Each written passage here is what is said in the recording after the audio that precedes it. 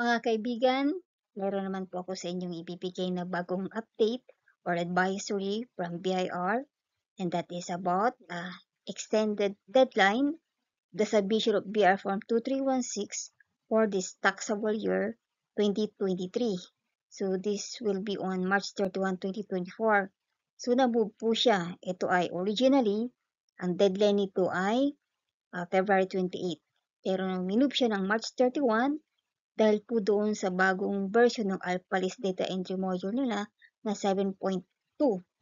Okay, so kailan naman ang deadline ng pagsabit naman ng 2316 or yung ALPALIS online. So ang deadline naman noon ay as stated do sa previous vlog ko, it is 30 days from the date na na-release yung bagong version ng ALPALIS na yun. So ang magiging release na nun ay sa March 18, 2024.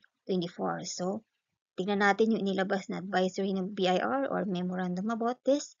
So, samahan niyo po akong hanggang sa dulo. And sana magustuhan niyo itong vlog na to. At mag-subscribe kayo dahil ang channel na to ay nagbibigay sa pinakamaagang panahon na maibigay ko sa inyo yung mga latest advisory update, BIR new issuances, ruling, akin pong ginagawa agad ng vlog para ma-inform, maging ma-aware yung mga taxpayer like me, and then sama-sama tayo na makapag-comply para sa ating bayan. Okay? So, moving on, ito yung dalawang related issuances. Actually, these are old issuances already, pero nagkakaroon na ng amendment. But the topic of these two issuances is about the submission nitong 2316 na ito. Okay, actually kasama din dito yung 2307, but this vlog will focus on 2316. Okay?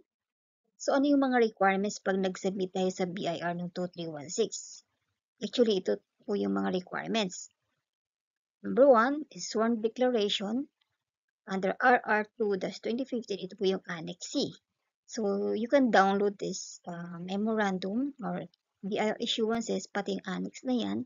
Ilalagay ko na lang siguro yung link sa description. And also, we have the hard copy or soft copy stored in DBRR. Okay? So, this is your choice kung hard copy or soft copy yung isasabit mo kay BIR. Okay? Pero kung either hard copy or soft copy, may kasamang attachment po yan. So, for hard copy, ang kasama niyan is yung sworn declaration. Yung Annex F. Pero kapag soft copy naman, ang kasama is sworn declaration, Annex C naman, ng R2-2015. So, samahan nyo kung hanggang sa dulo, ipapakita ko po ito sa inyo. Okay? Susunod naman po tayo ay, ito po, yung advisory nila ay nilabas ngayong February 28, 2024. So, ayan po, tulad na nabanggit ko kanina, na in-extend na hanggang March 31, 2024 yung pag-submit ng 2316, either yung printed o yung naka DBDR, and then naka USB, and also yung kanyang pagsabit naman through online using the latest version of ALPALIS data entry module na 7.2 will be on March 18, 2024. So, na-extend din siya.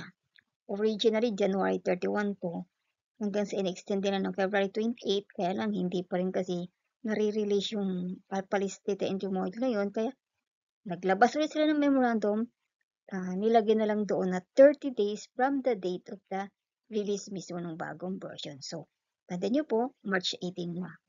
Okay? So, huwag kayong magpapalate para hindi kayo mag-penalty kasi hindi rin biro yung penalty nito kapag na-late kayong mag-submit. Okay, so I hope ma-share nyo ito sa mga kakilala nyo para ma-aware din sila dito sa bagong deadline nito. Okay? So far sa ruling, same pa rin as last year.